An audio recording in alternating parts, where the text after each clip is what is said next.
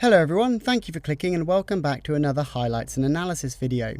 This time from race 2 of the Super League Triathlon Championship Series in Munich. For a reminder of what happened in the race last weekend in London, please visit my channel and watch my previous videos.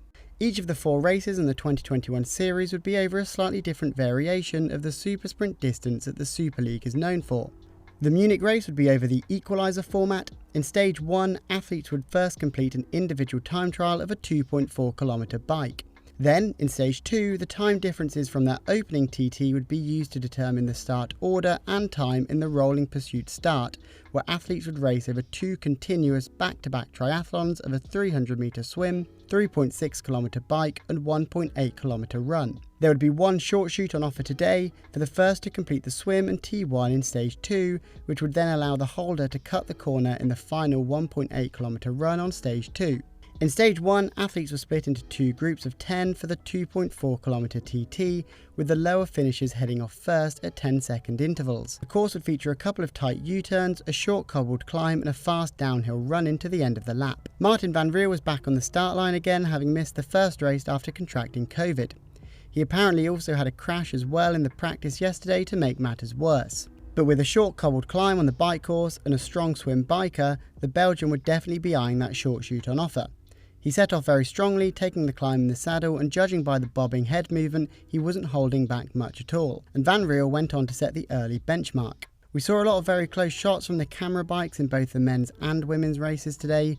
Very frustrating, as everyone knows that they give a good draft, and over only 2.4 kilometres where tiny margins are going to make the difference and then have implications for the short shoot and swim packs that form, it was tough to watch. Max Duda, also in this wave, was one of only a few to use the clip-on TT bars on his bike, with most just opting for a standard road bike setup. It served him very well though, as he bested Van Riel's time to move up to the top of the leaderboard. Also in this wave, Taylor Reid caught Mario Mola, who started 10 seconds ahead of him. The course was rather narrow and Reid almost wiped out trying to take Mola around this corner. Reid would put out a decent time too, but still a few seconds down on Studer and Van Riel. The second wave would feature the big hitters from last week in London: Louis, Brownlee, Yee, Wild, Velasa, who would all be looking to put themselves in a good position for stage 2 and to take the short shoot, especially after seeing Hayden Wild use the short shoot to take victory last week. Strangely though, the big names from wave 2 struggled to beat the time set by wave 1. Johnny Brownlee, Vincent Louis and Hayden Wild all finishing about 10 seconds off of the pace. Times I'm sure they would have been disappointed with, as it would likely take them out of short shoot contention, and in the case of Wild, put him under pressure going into the first swim. My theory is that each of them were more focused on maintaining the 10-second gaps to each other rather than the overall time. Alex Yee held his own to these 3, interestingly also choosing to use the TT bars. Ryder and Velasa had the best rides from wave 2, Velasa another good performer using the TT bars, whilst Ryder pulled out the best ride of the day to top the leaderboard in 3 minutes 29. Here's the leaderboard for stage 1, with the splits determining gaps between athletes when starting stage 2. However, as we will see when they actually start stage 2, this info wasn't entirely correct. When we saw stage 2 begin, Ryder was the first to start, followed closely by Velasa, who would have a little gap to Studer, Yee, Van Riel and Hauser. Then a short gap of a couple of seconds to everyone else, including Brownlee just ahead of Louis and Nena, who was then just ahead of Wild as they hurtled down this grass slope towards the water. Ryder makes a decent go of the swim and leads into the first buoy, with Velasa right on his feet, whose goggles had slipped down his face. Just in the back here we can see Vincent Louis moving up and keeping on the inside, looking to cut a tight line around that first buoy. As we turn at the next buoy, around halfway through the swim, Velasa, Reid and Hauser are right on Ryder's feet, looking for that short shoot. As they swim out of this turn, you can see that Louis has worked his way up just a little bit further here to within striking range of these leading 4. Apologies for the screenshots here, it's very difficult to get anything but white water in the swim. It looks as though Louis' line has allowed him to avoid the congestion around the buoys and move up, but he's still 5 meters or so back with 3 bodies ahead of him. Louis bridges up side by side to Ryder and Reid, maintaining his inside position towards the final turn. Reid cuts into the lead, taking a tight line ahead of Louis, who is then forced to swim right under the corner of this buoy. As he emerges though, Louis is just edging into the lead, a phenomenal swim from him so far. Louis and Reid are neck and neck out of the water, with Louis opting for the concrete stairs, whereas Reid chooses the grass slope. This decision allows Reid to just take the lead as they corner into transition. However, as we saw with Lopez in the women's race last week, Louis has a great transition placement here. Right at the end of transition, meaning once he decelerates around that tight turn into transition, he's already at his bike. whereas Reed has to accelerate after the turn, slow down to his bike and then get back up to speed again towards the mount line. A smooth transition from Louis and one fewer acceleration and deceleration compared to Reed means he takes the one and only short shoot on offer in the race. Brownlee and Van Riel are only 5 seconds back, however Yi has fallen to around 9 seconds down and Wild to 10. Out onto the bike and Velasa soon takes up the position on the front.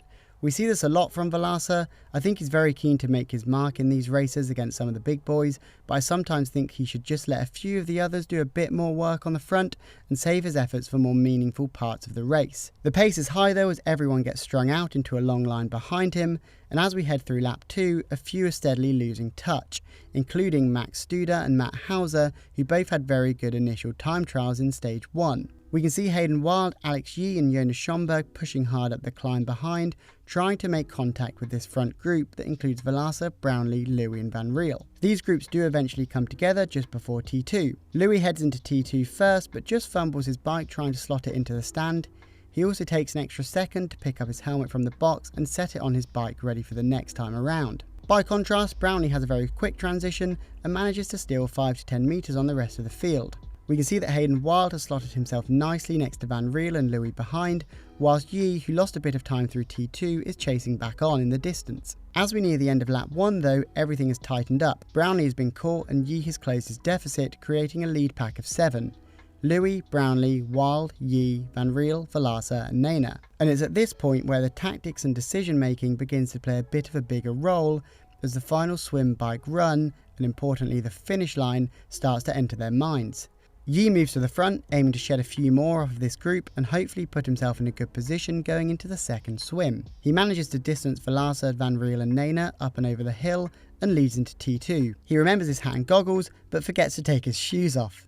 Now, Yi is an excellent runner, but even he can't run on water, so he has to double back to his transition spot and cedes his lead to Louis, Brownlee and Wild. Not to be outdone by Yi's transition woes, Wild flies down the hill towards the water using this very thin strip of grass, but then completely wipes out as he moves over away from the steps further down. This is great for Louis and Brownlee, who have an advantage over these two in the water anyway. Yi holds the gap for a moment, but Louis is pushing the pace on the front with Brownlee hanging onto his feet as these two open up a gap on the other 5 behind. Louis leads out of the water with the 5 chasers now 10 seconds back. The chase definitely do try to catch up with Louis and Brownlee on the first lap of the bike. However, what we saw throughout the day with this bike course was that it was very difficult to close gaps once they opened.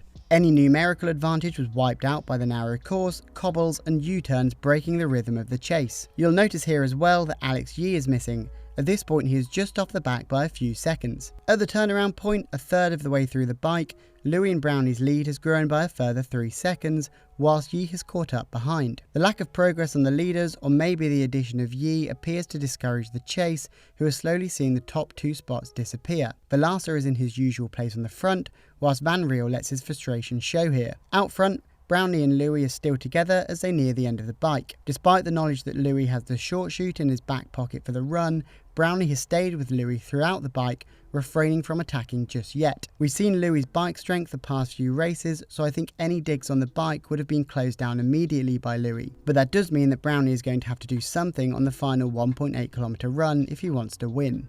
As the leaders head out of T2, you can see the chasers enter transition. Yi looks to have sneaked into the lead here. If you're going to ride on the front as much as Velasa does, I think you at least need to use that to get a favourable position heading into T2. He doesn't manage that though, and as we can see from the next shot, pays the price as he loses ground at the start of the run, where Yi and Wild seem to have already distanced the others and be battling for the 3rd spot. If you watched the Malta Super League race a couple of years ago, you'll know that Vincent Louis is a great downhill runner as a result of his running form.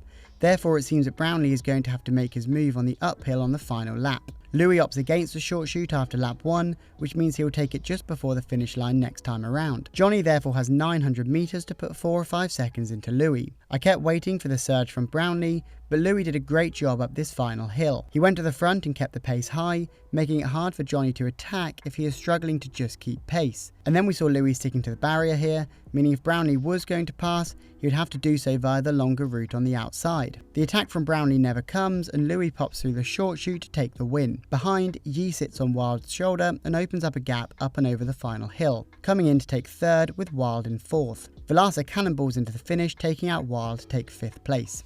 As always, thank you very much for watching. If you could hit that subscribe button if you enjoyed, that would be greatly appreciated. Let me know what you thought of the race down below in the comments. We've seen both men's races in the Super League so far decided by the short shoots, so let me know if you're a fan of them or not. I personally like them. I would have loved to have seen a sprint between Louis and Brownlee today, but the short shoots do liven up the early stages of the race, and Louis definitely deserved his from his incredible swim. I look forward to seeing what you guys think down below in the comments.